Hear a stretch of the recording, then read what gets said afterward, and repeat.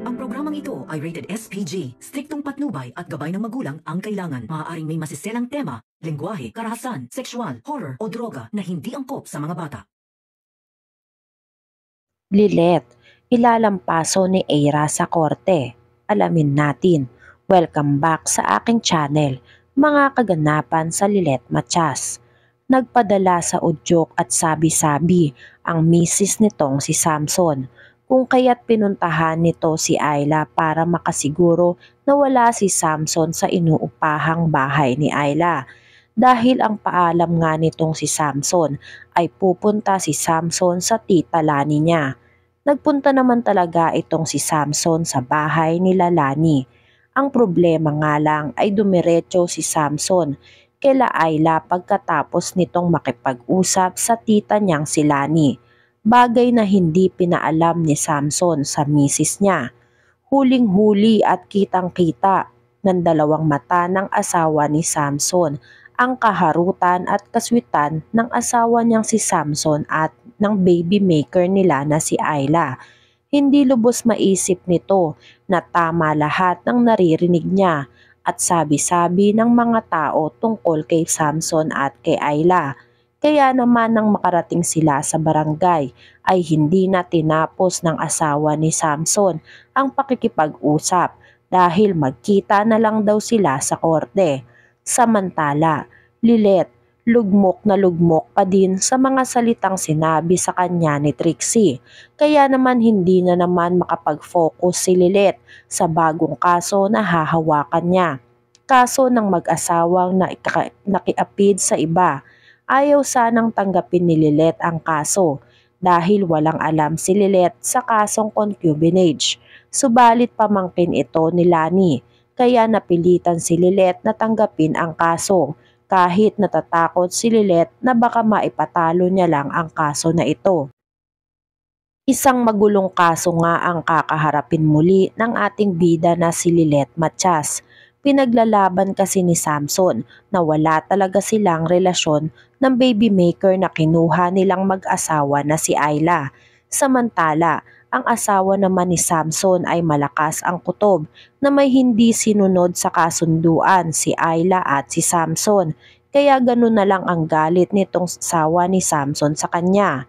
Sa tingin kasi nito ay natapakan ang pagkatao niya.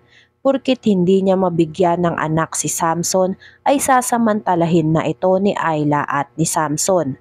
Samantala, ang usapan naman nila ay maging baby maker lang si Ayla, hindi ang kinin ang asawa nito. Samantala, formal nang tinanggap ni Lilet ang kaso na isasampa kay Samson. Ang kinakailangan na lang gawin nitong si Lilet ay pag-aralan ang bagong kaso na kakaharapin niya. Lalo pa nga at walang kaalam-alam si Lilet sa kaso na ito dahil ito ang unang kasong hahawakan ni Lilet tungkol sa mag-asawang nakiapid sa iba o tinatawag na concubinage.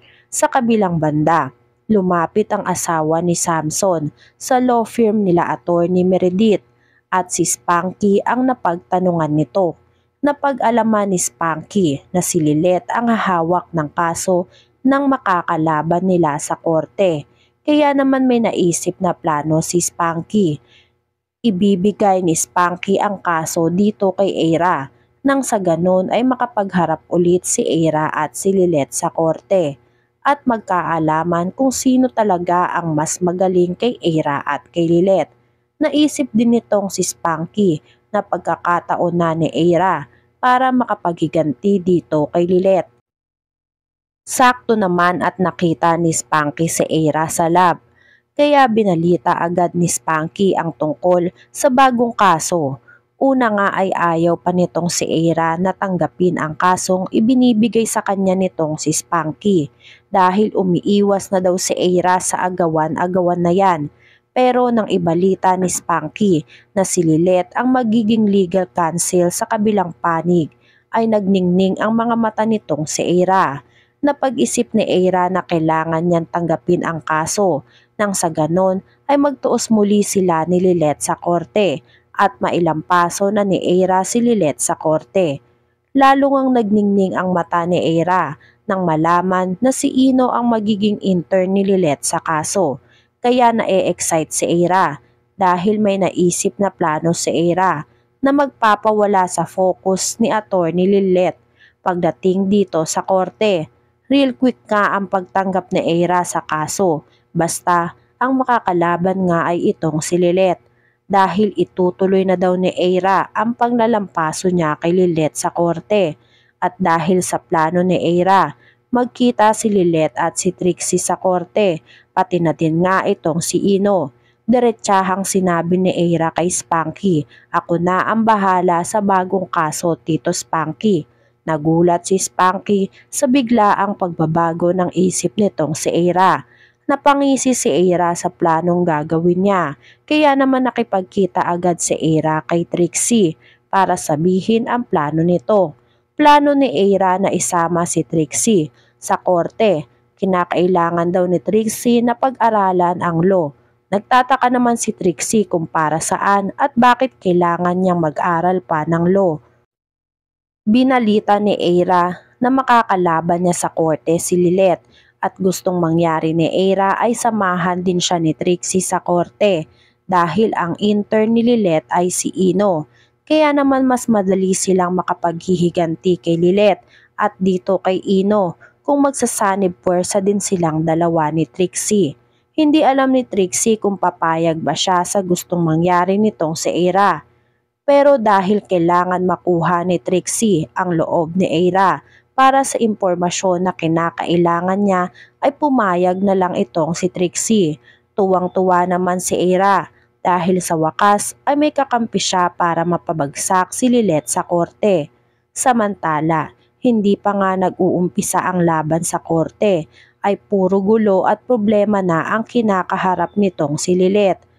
Dahil matapos ang pagpayag nitong si Lilet na ipaglaban ang kaso ni Samson, ay siya namang pagkawala ng ebidensya nila Samson na magpapatunay sa kasunduan nila sa pagkuha ng isang baby maker.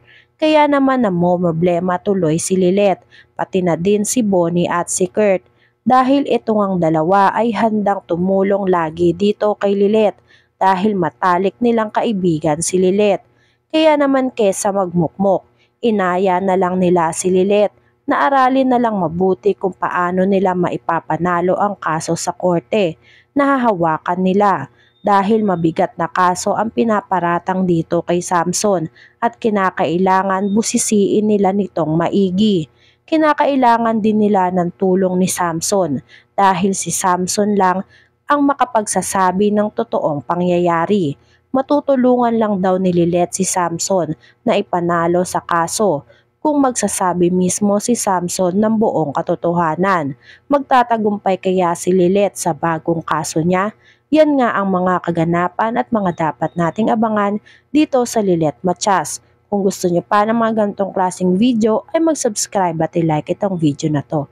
Maraming salamat po.